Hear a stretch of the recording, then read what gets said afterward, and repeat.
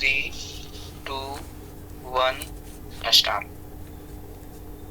सड़क दुर्घटनाओं की सही रिपोर्टिंग के लिए देश के 6 राज्यों में प्रयोग के रूप में जो परियोजना शुरू की जा रही है, उसे न केवल सफल बनाया जाना चाहिए, बल्कि उसे यथाशीघ्र अन्य सभी राज्यों में लागू भी किया जाना चाहिए।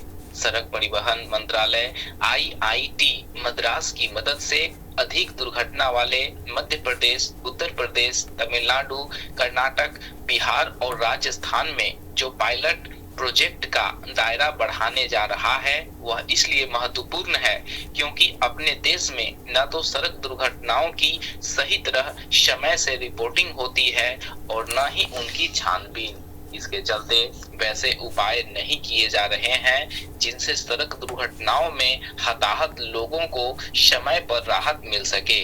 इसके अतिरिक्त सड़क दुर्घटनाओं पर लगाम लगाने का कोई तंत्र भी विकसित नहीं हो पा रहा है। एक तथ्य यह भी है कि मार्ग दुर्घटना संबंधी दावों का निस्तारण करने में भी अनावश्यक देरी होती है। इस देरी को देखते हुए ही पिछले दिनों सुप्रीम कोर्ट ने सभी राज्यों के मुख्य सचिवों को यह निर्देश दिया कि सड़क हादसों की रिपोर्ट तुरंत दर्ज करने की व्यवस्था करें। सुप्रीम कोर्ट ने इसके लिए थाना स्तर पर विशेष इकाई का गठन करने को कहा है। पता नहीं ऐसा कब तक हो सकेगा, क्योंकि यह किसी से छिपा नहीं कि पुलिस किस तरह संख्या बल के अभाव से जूझ रही है। जो भी हो, सड़क दुर्घटनाओं की समय पर रिपोर्टिंग करने और मार्ग दुर्घटना संबंधी दावों का निस्तारण शीघ्र करने की कोई ठोस व्यवस्था बननी ही चाहिए।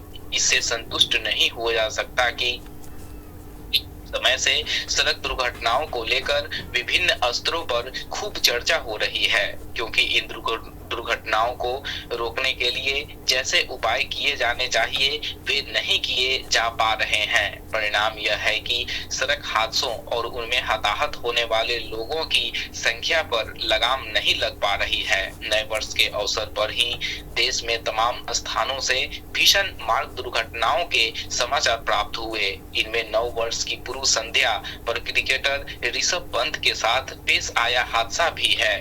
इसके कुछ माह पहले सड़क हादसों को लेकर राष्ट्रव्यापी चिंता की लहर तब देखी गई थी जब उद्योगपति साइरस मिस्त्री ने एक मार्ग दुर्घटना में जान गंवाई थी।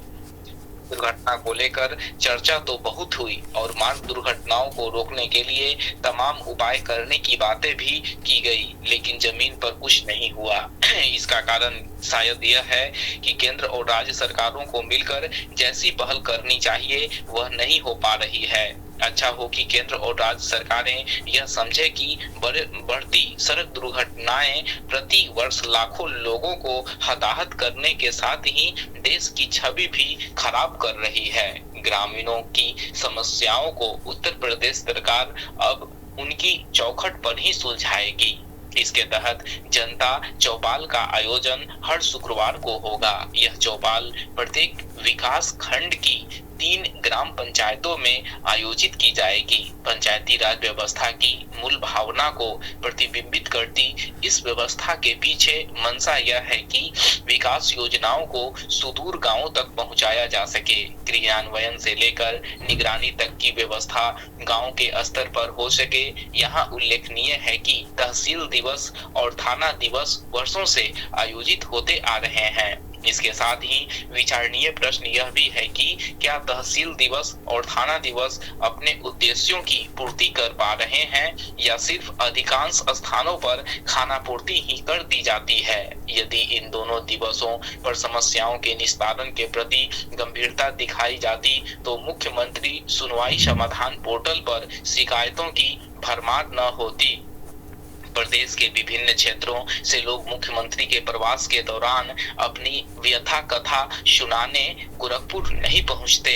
आशय यह है कि इस तरह की चौपालों में शुरुआती उत्साह गांव की सरकार जैसे विशेषणों के प्रति आस बंधाता है, लेकिन समय के साथ अधिकारियों की भागीदारी और रुचि खानापूर्ति के स्तर पर आ जाती है। समस्याओं के समाधान नहीं होता, जनता फिर अधिकारियों के कार्यालयों की परिक्रमा करने के लिए बाध्य हो जाती है।